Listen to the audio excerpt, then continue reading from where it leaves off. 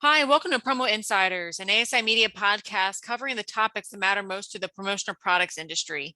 I'm executive editor Sarah Lavandusky, and today I'm joined by Peter McCutcheon, our 2022 Salesperson of the Year. Peter is Vice President of Business Development at Harper Scott, and in 2021, he hit a new single-person sales record for his company. So he is very deserving of this award. Thank you, Peter, for joining us, and congratulations. Thank you so much. It's a massive honor. It was a huge surprise, and I'm excited to be here. Awesome. So I just want to start at the top. Can you tell us about your experience prior to promo and how you found Harper and Scott? Because this is kind of a new industry for you, relatively speaking. Yeah, so I joined the team about 6 years ago. I think actually next week is my 6-year anniversary. But prior to that, I was working in experiential marketing. So I was on the agency side, and I was working with a variety of like liquor and beer brands. And so, I was traveling the country. I was doing samplings. I was doing stadium activations. I was doing, whiskey tasting tours. And, so I was buying every possible promo item imaginable at very large quantities. And so, I really have more experience on the client side than I do on the, vendor side, so to speak. But I think that has really been an invaluable asset as I came over to the other side because, I understand how the clients think. I understand how they spend their money. I understand, what their pain points are. And so, as I've helped Harper and Scott grow over the last 6 years, I've really tried to kind of instill that mindset into every team within the organization to try and be, a really valuable asset to our clients and deliver an elevated experience. Well said. Yeah. Yeah, you're right. The experience of being a buyer of promo is it's invaluable. It's huge. So you know exactly where their mind is at any given time. And you've worked with major brands like Angels Envy, Twitter, Estee Lauder. What were some of your most memorable projects in 2021? Well, it's kind of like my children. I don't really want to pick any favorites. But I think really the thing that I like the most about doing sales is that I get to work with so many different product categories and a really diverse group of people. So, at my last job, I would change brands every few years or work on multiple brands at a time, but it was all under one portfolio. It was all in the wine and spirits industry. So now, to work on QSRs, work in tech, insurance, beauty, non-alc beverages, there's so much out there. And honestly, like I've learned so much, branching out into these other categories. And I think, the whole company is able to really bring a unique mindset to the table because we do work across so many industries. So, liquor and beauty have so much crossover when it comes to packaging design, and the bottle shapes, are almost identical in some cases.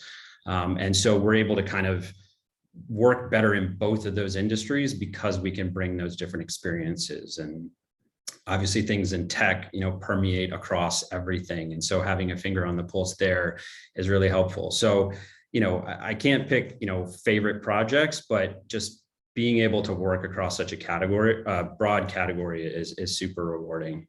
Mm-hmm. And you were able to do this, you had a huge year, despite so many of the high profile challenges that the industry was facing, like staff shortages were a big one, but then there was, supply chain issues, there were delivery delays, there was inventory issues. What was kind of your philosophy going into the day and like, okay, there's all these challenges that we're going to have to meet. There are a lot of it, most of it out of our control, but we still have these projects we have to finish. How did you handle that on a day-to-day? How did you communicate that to your clients? I mean, it all comes down to transparency. And I think, that's something our CEO, Michael, talks about daily is just, being transparent within the company, with our clients, with our partners. Obviously everybody, watches the news, they see the challenges that are happening. They're not limited to the promo industry, staff shortages, supply chain issues, shipping delays, whatever that may be at any given time. It's hard to pick just one pain point, but it's just having an open conversation. And I think, what I always try to do is develop a strong partnership with the client, and everybody's working for the same goal, right? So if we aren't transparent or don't manage expectations up front, that doesn't benefit anybody. And so just being as straightforward upfront as possible. I always like to bring in as many people as possible from our team, so it's not like everything is passing through one middleman. It's talking to the experts in production or in sourcing, logistics, creative, whatever it may be, so that we're able to really bring our subject matter experts to the client and make them feel as comfortable as possible that we have our best people on the job. And obviously just planning ahead and padding our timelines to make sure that things actually arrive when we say they're going to. And what are you most looking forward to this year? What are kind of generally speaking, what are your goals now that you've gotten this award, you've hit these huge numbers? Where are you looking to next? Where are your eyes up towards? Well, I'm going on vacation next month, which I'm very excited about. It's the first real vacation I've taken since the pandemic, really. Nice. I was supposed to go on a vacation in April of 2020, which obviously didn't happen. So Yep. That'll be my personal next step. But Awesome. I'm super excited to see live events come back.